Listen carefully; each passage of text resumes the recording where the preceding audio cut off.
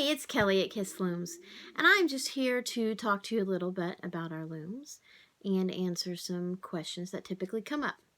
So when you first get your loom, you're going to pull it out of the box, and it's going to look a lot like this, depending on which loom you got, of course.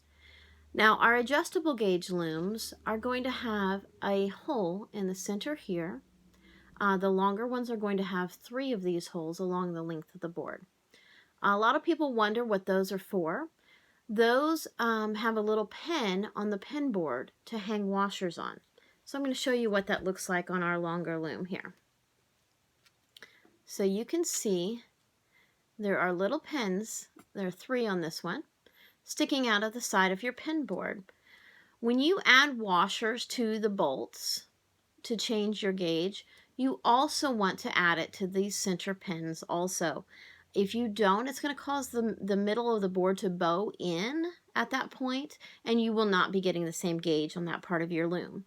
So when you add washers, make sure whatever amount you add to the bolts, you also add to these center pins on the loom that you have, whether it's the regular loom, the small gauge loom, the long sides, whichever one it is, just make sure you're adding those washers to the pen.